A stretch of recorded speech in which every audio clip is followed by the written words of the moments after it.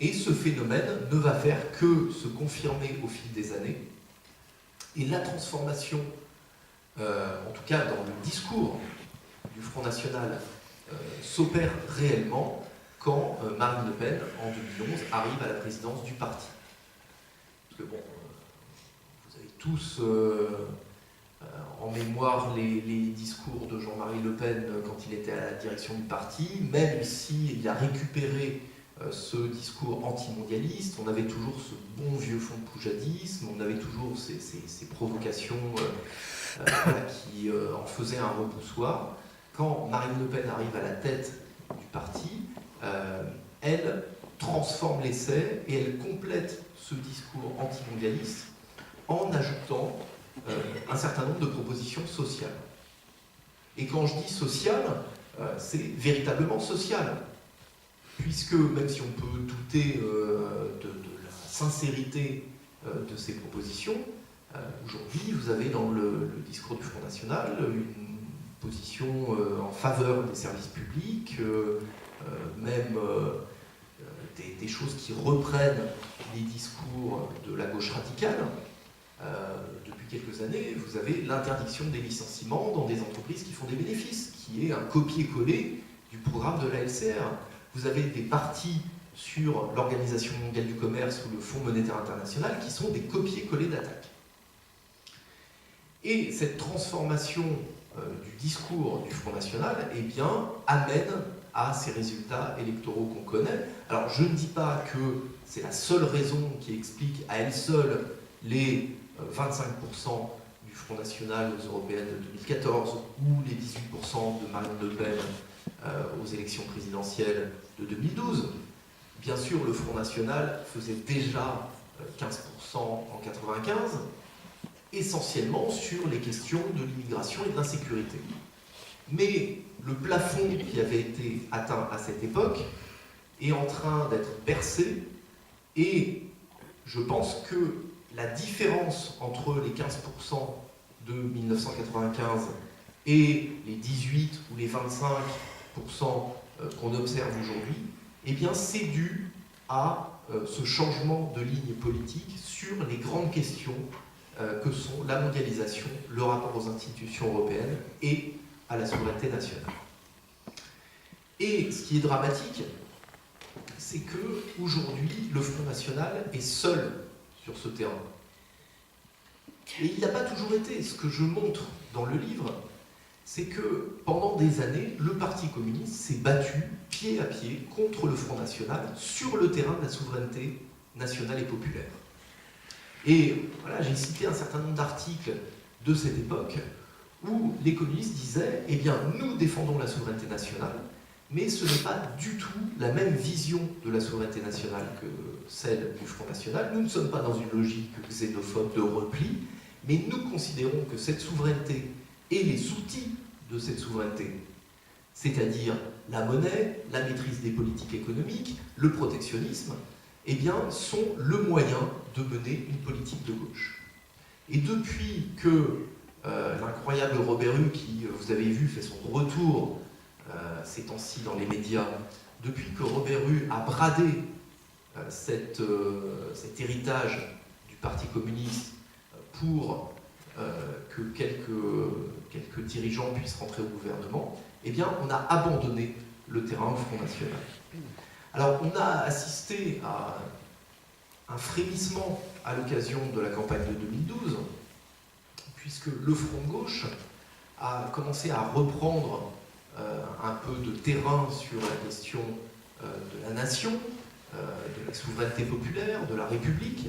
Vous avez tous en mémoire les discours de Jean-Luc Mélenchon à la Bastille, au Prado, mais ce n'est pas suffisant.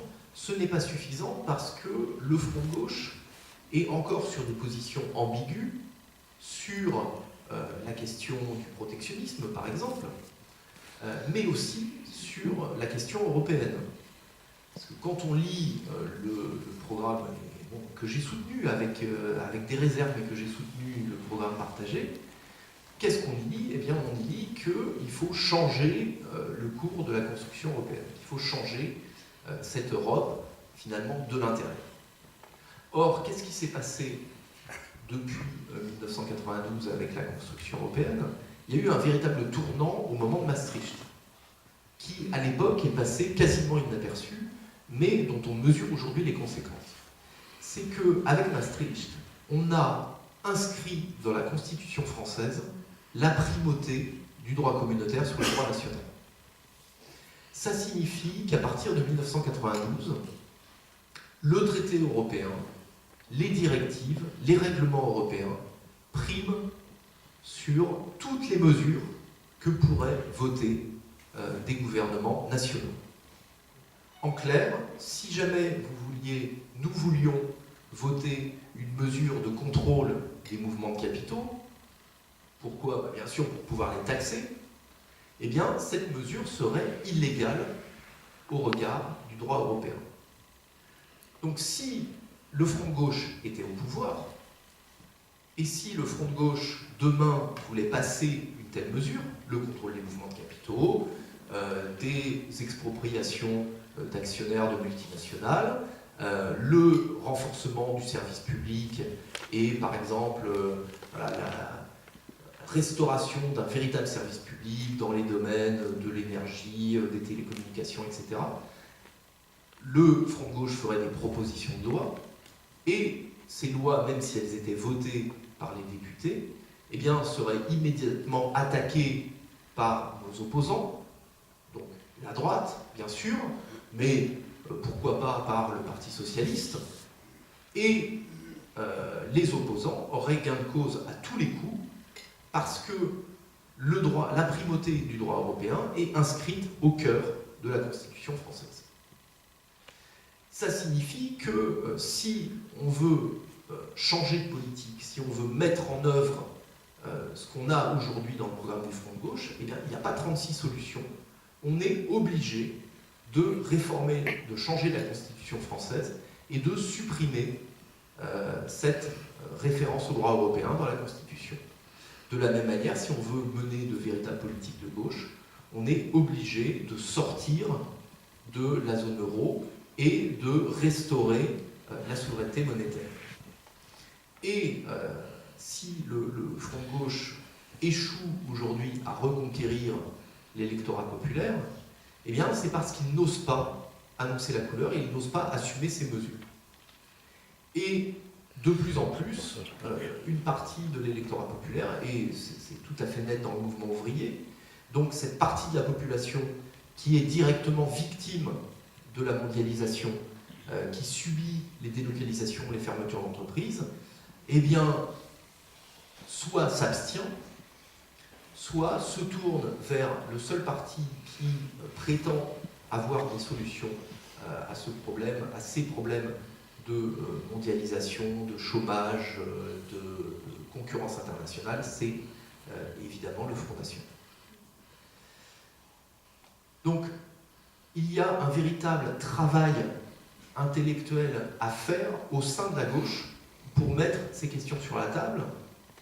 Et nous n'arriverons pas à répondre à ces enjeux si nous n'arrivons pas à discuter de ces sujets. Alors moi, je suis ravi qu'on puisse en discuter quand ATTAC organise une conférence, mais c'est beaucoup plus difficile d'en discuter avec les dirigeants des organisations politiques, pour deux raisons. D'une part, parce que le rythme, le calendrier électoral fait qu'on passe d'une élection à une autre et qu'on n'a pas le temps de mener ces discussions de fond. Et puis surtout, parce que les dirigeants des organisations politiques n'ont pas forcément envie qu'on pointe du doigt un certain nombre de contradictions et n'ont pas toujours le courage de se remettre en cause. Alors, je pense qu'on est à un stade où soit la gauche disparaît définitivement,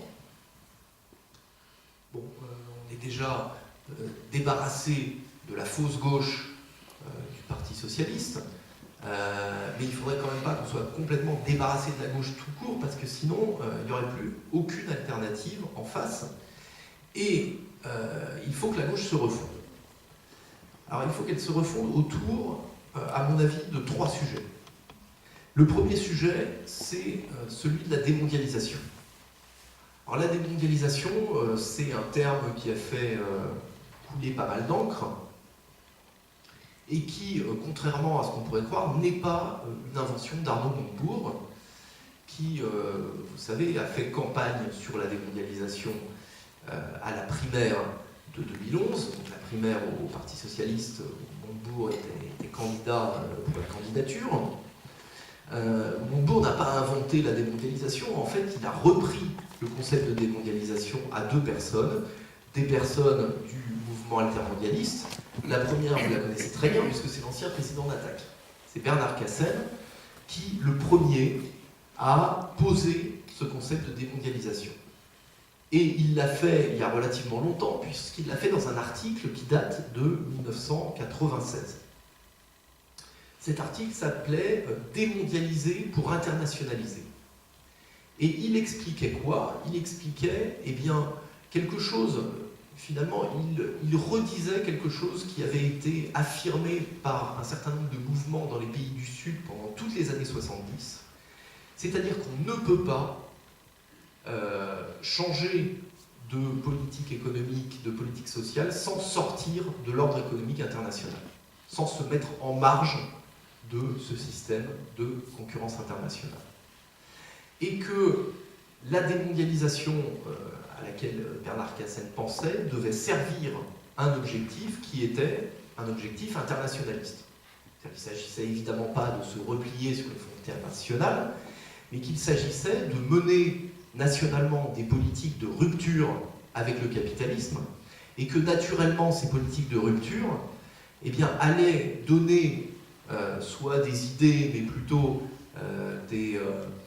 allaient essaimer dans d'autres pays, allaient doper les mouvements sociaux, et qu'on allait pouvoir, comme ça, par un effet de domino, avoir un certain nombre de basculements politiques, et qu'on pouvait, de cette manière, sortir de la logique du capitalisme. Et ce terme de démondialisation a été repris par un autre intellectuel du mouvement altermondialiste qui s'appelle Walden Bello, qui est un sociologue philippin. Et c'est assez intéressant puisque autant Bernard Cassen est français occidental, Walden Bello est un Philippin, les Philippines étant quand même un petit pays, un pays du Sud et un pays complètement intégré dans le commerce international. Et Bello eh bien, explique que les pays du Sud ne s'en sortiront pas si ils n'arrivent pas à rompre avec l'ordre international et notamment avec l'ordre commercial qui est le libre-échange. À partir de là, voilà, Arnaud Montebourg a fait ses courses dans ses propositions, a repris le terme de démondialisation et nous a expliqué en 2011 que eh bien, la démondialisation, c'était bien à partir du moment où ça se faisait à l'échelle de l'Union européenne. C'est-à-dire qu'il fallait un protectionnisme européen et qu'il fallait changer les traités européens et que pour cela, il fallait négocier avec l'Allemagne. Vous voyez un petit peu la différence entre la démondialisation de Cassen et Bello et la démondialisation de Montebourg, qui était ni plus ni moins qu'un relookage de la fable de l'Europe sociale avec un petit peu de protectionnisme.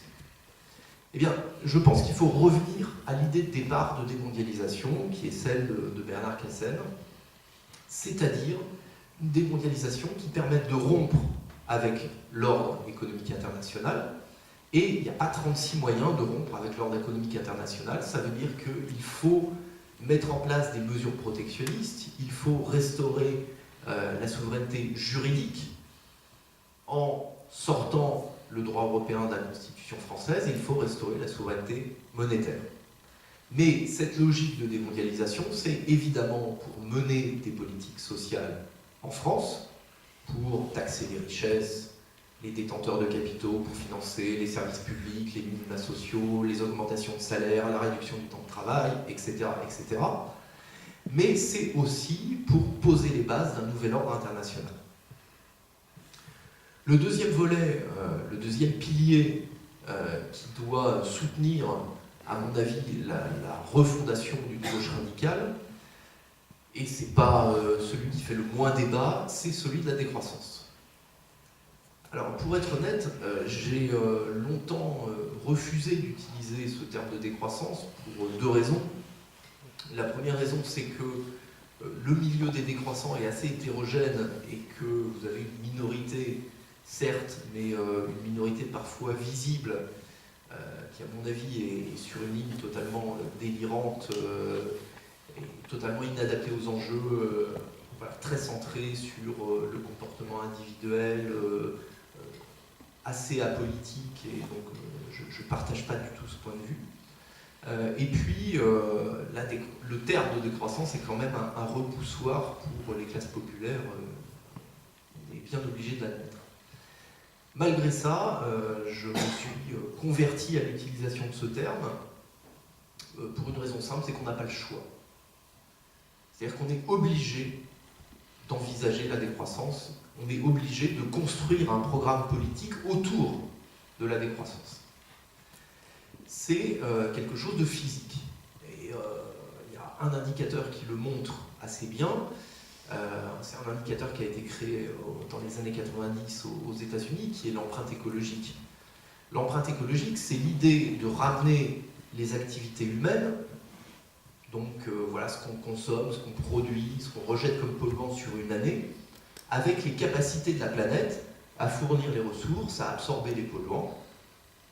Et cette empreinte écologique qui était autour de 100% dans les années 70, c'est-à-dire que voilà, on consommait et on rejetait en polluant ce que la planète était capable de fournir et d'absorber. Elle est aujourd'hui de 150%. Donc vous pouvez utiliser les termes que vous voulez, nous sommes obligés de réduire la consommation matérielle. Et réduire la consommation matérielle, ça a un nom. En tout cas, un nom a été donné à cette idée par ce mouvement, c'est la décroissance. Parce qu'évidemment, il s'agit bien de réduire la consommation matérielle, et jamais les décroissants n'ont parlé de réduire les services publics, de réduire la qualité de vie. On est bien sur la consommation matérielle. Donc c'est un impératif physique. Maintenant, comment est-ce qu'on peut passer à cette société de décroissance? Eh bien, on ne le fera pas sans répartition des richesses. C'est-à-dire que la condition à l'acceptabilité de la décroissance, c'est la répartition des richesses. C'est pour ça que la démondialisation est impréalable et que la décroissance, même si elle doit être inscrite dans une pensée de gauche radicale, ne peut se faire que dans un contexte de démondialisation. C'est-à-dire, si vous allez expliquer aux gens qu'ils consomment moins d'énergie, qu'ils se déplacent moins, qu'ils achètent moins de produits électroniques, en laissant les niveaux de salaire qu'on connaît, en laissant la problématique du logement ou des déplacements tels qu'on la vit aujourd'hui, c'est même pas la peine d'aller distribuer un tract sur la décroissance, hein. Vous allez soit le prendre à la figure, soit il sera jeté à la poubelle immédiatement. Par contre, dans un contexte de répartition des richesses, de développement des services publics, de développement de l'emploi de façon à atteindre le plein emploi, de réduction du temps de travail en même temps, eh bien là, vous pouvez commencer à parler de décroissance, en sachant bien sûr que la première des contraintes pour mettre en application cette décroissance, eh bien, elle doit porter sur les entreprises. Puisque quand on parle de consommation, on a toujours l'image qui nous est mise dans la tête par les politiques et par les médias, des gens comme vous et moi qui allons au supermarché pousser le caddie, mais l'essentiel de la consommation dans un pays comme la France, c'est la consommation des entreprises. Pour vous donner un ordre de grandeur, la consommation des ménages, c'est de l'ordre de 1200 milliards d'euros par an. Celle des entreprises, c'est 1700 ou 1800 milliards. Et c'est sur les entreprises que la contrainte doit peser en premier. Ce qui ne veut pas dire qu'on ne doit pas non plus avoir de contrainte au niveau des ménages, mais cette contrainte est, à mon avis, tout à fait supportable à partir du moment où on oblige les entreprises à respecter un certain nombre de règles et notamment à en finir avec ce procédé qui permet de vendre toujours plus et de renouveler en permanence la production, ce processus d'obsolescence programmée. Alors, voilà, c'est un terme un peu alambiqué, mais qui désigne cette stratégie que tout le monde connaît. Quand on achetait une machine à laver il y a 25 ans, eh bien, la machine durait 25 ans. Quand vous en achetez une aujourd'hui, elle dure 5 ans.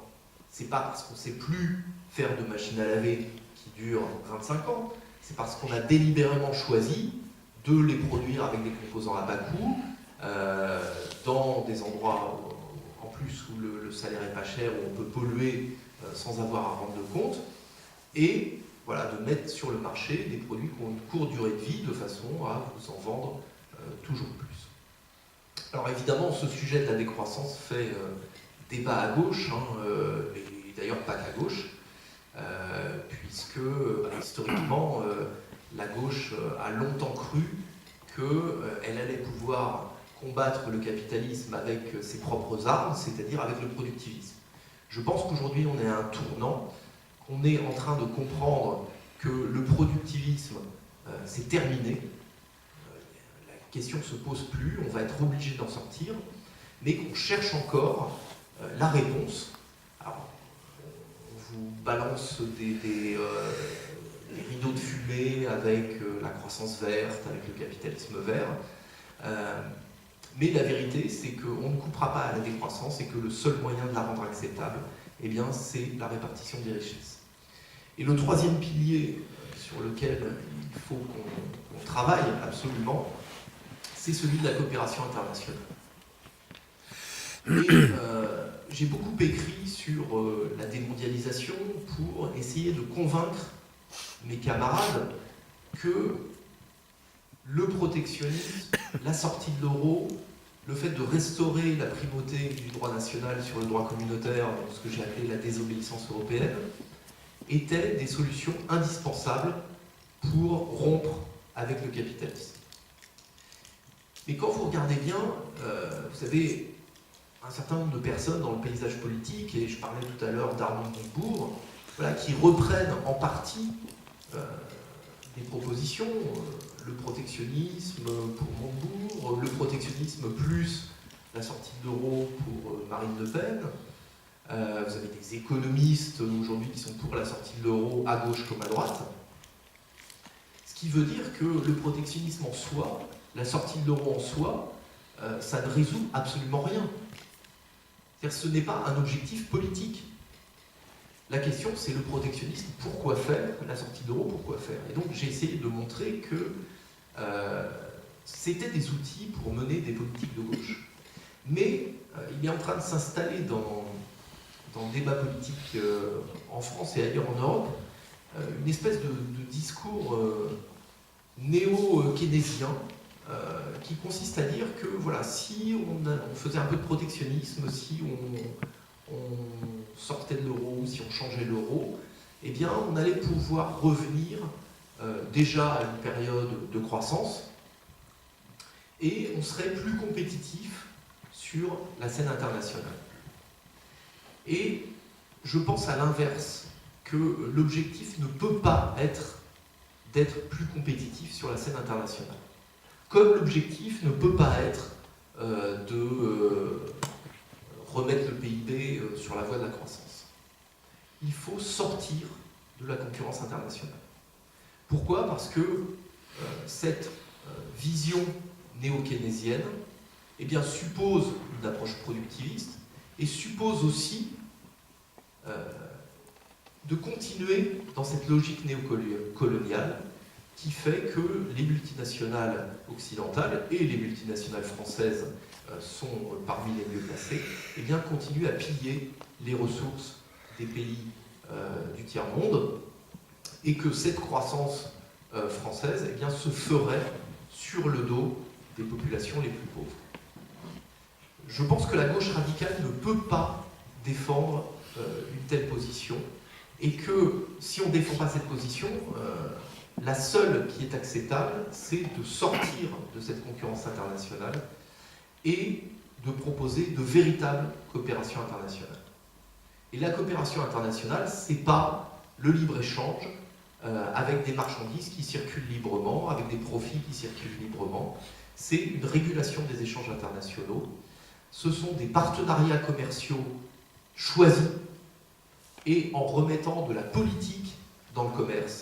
C'est-à-dire, ça n'est pas neutre d'acheter des produits à une dictature ou de les acheter à un gouvernement progressiste comme on en a en Amérique latine, et que la coopération ne passe pas uniquement par les voies commerciales, bien au contraire, et on a matière à coopérer dans un tas de domaines, sans qu'il y ait forcément d'échanges marchands. On peut coopérer dans le domaine de l'éducation, dans le domaine de la santé, dans le domaine de la culture, dans l'assistance juridique, dans un tas de trucs qui ne supposent pas de rapport marchand. Et je crois qu'on a une chance en France. Alors pour l'instant c'est plutôt un malheur, mais si la gauche radicale arrivait au pouvoir, ce serait une chance, c'est qu'on dispose d'un réseau de multinationales qui est absolument formidable. On est le 3e réseau de multinationales.